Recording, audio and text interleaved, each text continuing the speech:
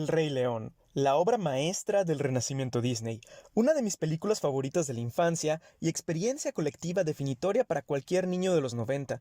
Es también una obra profundamente conservadora. Ojo, no voy a decirles aquí que El Rey León es un panfleto conservador que lavó el cerebro de millones de niños para que fueran panistas, ni que es problemática y que hay que cancelarla. Lo que voy a hacer es tomar El Rey León como ejemplo para ilustrar cuál es el meollo de toda ideología conservadora, y precisamente tiene que ver con el statu quo.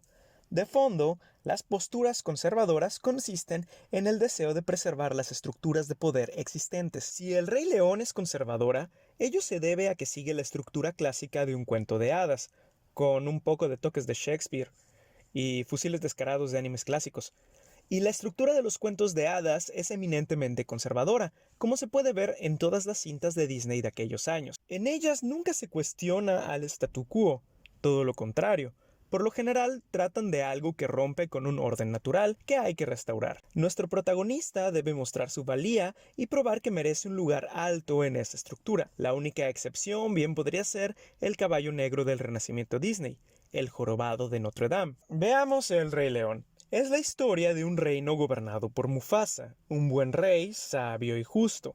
El buen rey es asesinado y Simba, el heredero legítimo al trono, se va al exilio y todos lo creen muerto. Scar, el asesino, usurpa el trono y gobierna como un tirano, lo que lleva al reino a una profunda crisis. Vaya, hasta deja de llover. El heredero legítimo regresa al reino, vence al usurpador, recupera el trono y el orden natural se restablece. ¿Cómo es el statu quo que nos plantea la película? Vemos que es jerárquico. Cada criatura tiene su lugar en una escala de autoridad. Los leones están a la cabeza, las hienas están hasta abajo. Es orgánico. Cada especie desempeña una función vital para el equilibrio del sistema y todas aceptan su lugar en esta gran cadena. Es esencialista, puesto que el lugar de cada ser está determinado por quién es realmente, por una esencia inmutable que tiene en sí desde el nacimiento. Es eterno, porque es un ciclo sin fin. Es natural. No se trata de una construcción social, sino de las cosas como son en la naturaleza. Y sobre todo, es bueno y justo.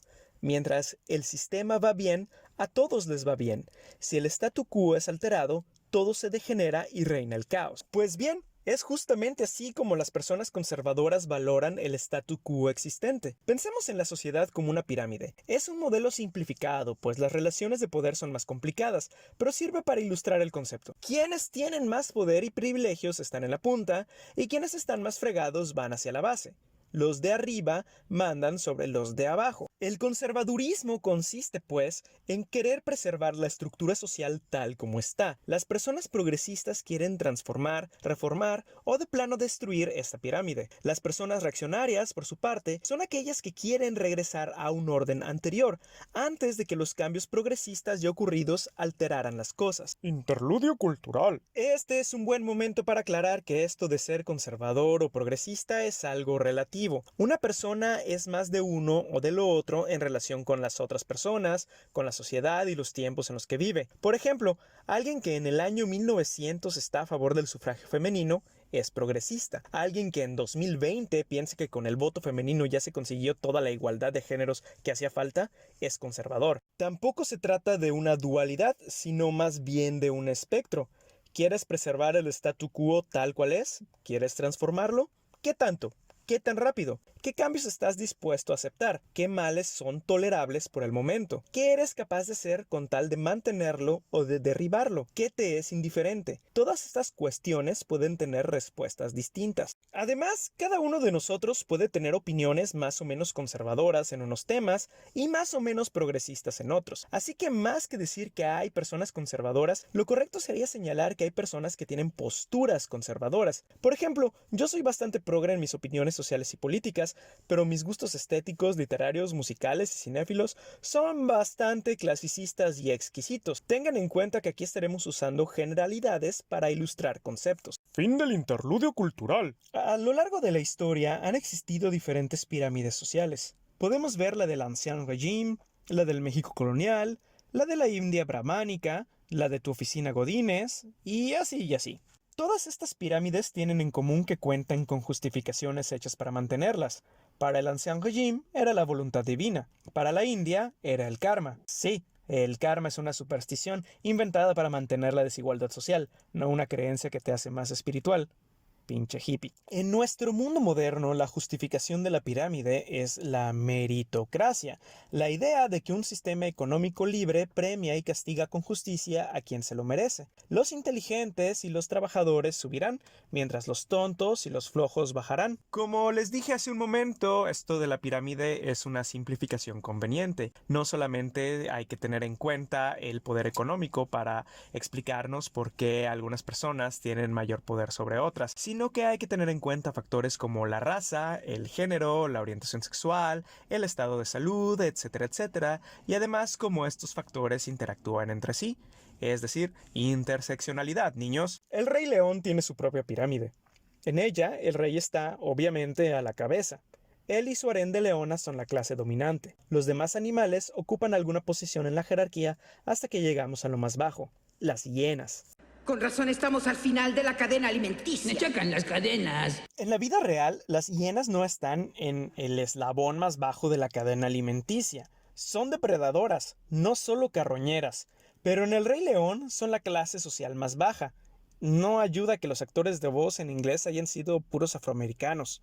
Como es de esperarse, las hienas están resentidas contra los leones, pero es porque no han entendido que merecen estar ahí. Ese es su lugar natural, en una jerarquía fundamentalmente justa. Cuando Scar toma el poder, al principio las hienas la pasan bien, pero cuando se deja ver la devastación ocasionada por el gobierno ilegítimo, hasta ellas empiezan a lamentarlo. Yo creí que sufríamos con Mufasa. ¿Qué dijiste? Dije que con que con mostaza. Y sí, porque al romper el orden natural de la sociedad, se han jodido a ellas mismas. Si hubieran simplemente aceptado su lugar en la base de la pirámide, habrían seguido jodidas, pero no tanto. Los conservadores de la clase privilegiada desearían que los que están abajo entendieran que están ahí porque ese es su lugar, lo que merecen, que los pobres son pobres porque quieren, que así lo quiso Diosito, que es el ciclo de la vida, y que pretender alterar ese orden no solo es injusto, sino que al final también a ellos les iría mal. En El Rey León, la sociedad de la sabana está compuesta por animales de diferentes especies, y así se justifica que cada uno tenga su lugar y su función. En el mundo real, en cambio, los humanos formamos una sola especie, con las mismas facultades y necesidades fundamentales. Pero para los que defienden un orden social jerárquico y vertical, esto no es así. Necesitan creer que los diferentes niveles de la pirámide están ocupados por seres que son esencialmente diferentes los unos de los otros, que tienen algo dentro de sí que los destina a estar en el lugar en el que se encuentran. Los supremacistas lo explican con el concepto de las razas humanas. Los defensores de la meritocracia capitalista creen que hay algo en la mente de los ricos, más inteligencia, mayor determinación, más creatividad o lo que sea que los hace ser lo que son. Lo mismo con los pobres, pero al revés. ¿Alguna vez vieron ese tweet que decía quítenle todo su dinero a un rico y en un año volverá a ser rico? Denle todo ese dinero a un pobre y en un año volverá a ser pobre. Ese y otros comentarios por el estilo reflejan la idea de que pobres y ricos están destinados por su naturaleza a estar donde se encuentran, siempre y cuando se deje al sistema operar correctamente. Además, aunque los defensores de la meritocracia no suelen decirlo abiertamente, esa creencia va de la mano de doctrinas racistas, porque si dices que los pobres son pobres por tontos, viciosos y perezosos, y da la casualidad que en tu sociedad los más pobres son los indígenas o los afrodescendientes, al final estás diciendo lo mismo que el supremacista racial, pero con más pasos. Hace poco leí un tweet de una cuenta derechista horrenda cuyo nombre no quiero mencionar, en la que contaba una anécdota. Una señora viajaba en taxi y el taxista le decía que, gracias a las becas del nuevo gobierno, todos sus hijos estaban yendo a la escuela. La señora le cuestionó si no le daba vergüenza tener hijos cuando no podía mandarlos a la escuela por sí mismo, sino que hacía pagarle a ella la escuela de los niños. El burro este celebraba que la señora, su tía, hubiera puesto en su lugar a ese chairo pobretón. Ese tweet me pareció que ilustra muy bien la cosmovisión de los conservadores. En el orden natural de las cosas, el taxista no habría podido mandar a sus hijos a la escuela y eso estaba bien, es lo que se merecía. Si lo hubiese merecido, habría podido hacerlo. El dinero que la señora tiene, en cambio, también es merecido, porque lo tiene. Esto es lógica circular, obviamente. Tomar de una parte para darle a la otra es romper el orden natural de las cosas. Es quitarle a los leones para darle a las hienas. El pensamiento progresista es sumamente difícil de comprender para las personas con ideologías conservadoras. Su explicación favorita para el descontento social es: están ardidos porque son pobres y son pobres porque son inferiores. Bueno, ¿y quién es Scar en toda esta situación? Scar es un demagogo, alguien que utiliza la frustración y el resentimiento de una masa sin privilegios para usarla en contra de la jerarquía establecida y colocarse a sí mismo en la punta. Pero ojo, a Scar no le importan las hienas, incluso las desprecia. Solo las utiliza para llegar al poder. Una vez ahí, Scar disfruta de sus privilegios como gobernante, pero no se ocupa de mejorar la situación de las hienas. Aún así, nótese cómo constantemente les reitera que ellas lo necesitan, que sin él no tendrían nada. Así es como los conservadores ven a los líderes sociales y revolucionarios, demagogos que solo alborotan a los resentidos sociales para ponerse a sí mismos en la cima. Y sí, es cierto que abundan los demagogos que hacen estas cosas, pero para los conservadores, todos los líderes sociales que cuestionan el statu quo son justamente eso. Personajes que hoy son héroes casi universales y hasta presentados como modelos a seguir por los mismos conservadores, como Martin Luther King, Nelson Mandela o las sufragistas, fueron en su momento tachados como alborotadores que arruinarían la sociedad si triunfaban. Y lo mismo pasa y ha pasado a lo largo de la historia, con todo cambio que se pretenda hacer que altere el orden social, que afecte las relaciones de poder. Acabar con la monarquía, la sociedad se derrumbará. Abolir la esclavitud, la sociedad se derrumbará. Voto a la mujer, la sociedad se derrumbará. Aumentar el salario mínimo, la sociedad se derrumbará. Que se puedan casar los gays, la sociedad se derrumbará. Y así por el estilo. ¿Por qué Scar es un mal rey? Porque no es legítimo. Porque, según el orden natural de la sabana, él no debería estar ahí. No podía ser un buen rey. No estaba en el lugar que naturalmente le correspondía. Su mandato no podía terminar de otra manera. Simba, por su parte, estaba destinado a volver al reino y tomar el trono, no porque su experiencia de vida lo hubiera preparado para ser el mejor gobernante, sino porque su identidad así lo demandaba. Ve en tu interior, Simba. Eres más de lo que eres ahora. Toma tu lugar en el ciclo de la vida. ¿Cómo puedo regresar? No soy el mismo de antes. Recuerda quién eres. Tú eres mi hijo, el rey verdadero. Recuerda quién eres. De la misma forma, los conservadores se ponen como locos cuando alguien de orígenes modestos o de la raza equivocada llega a un puesto de poder.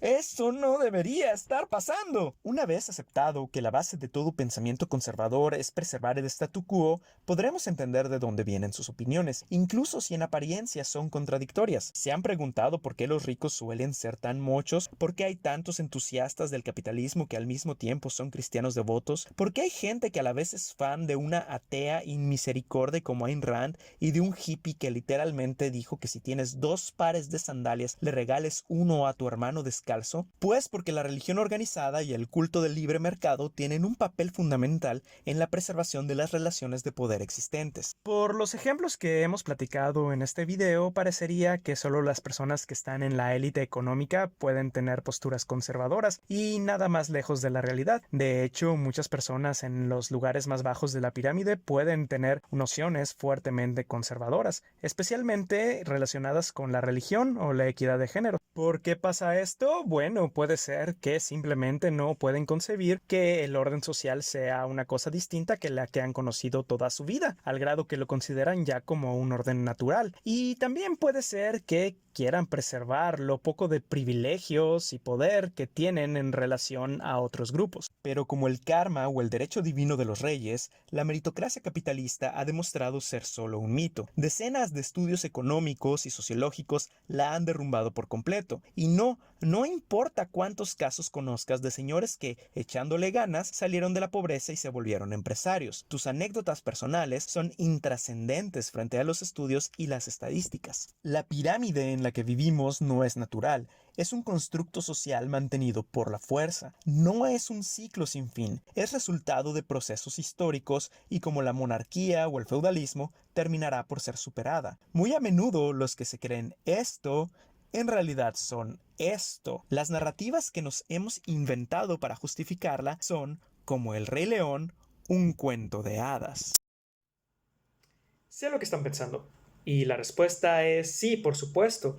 Los gobiernos de izquierda también pueden tener su propia pirámide inamovible, con el camarada supremo en la punta, los colaboradores cercanos abajito, y así hasta llegar hasta abajo, los más fregados de todos, en cuyo nombre se supone que se está haciendo todo esto. Y también argumentan que ese es el orden social absolutamente necesario que se necesita para que las cosas estén lo mejor posible, y que cualquiera que venga a hablar de nimiedades burguesas como libertad de expresión o elecciones libres es un Scar alborotando a las hienas. Y es que el punto no es a quién debemos poner en la cima de la pirámide. El punto es que la pirámide no debería existir. Hola, soy Mike. Solo quiero aclarar una cosa. El Rey León es un peliculón, una excelente cinta y una de mis obras favoritas. Gracias por escuchar. Por favor, denle like, compartir, síganme en mis otras redes sociales y todo lo que se necesita. Hasta la próxima.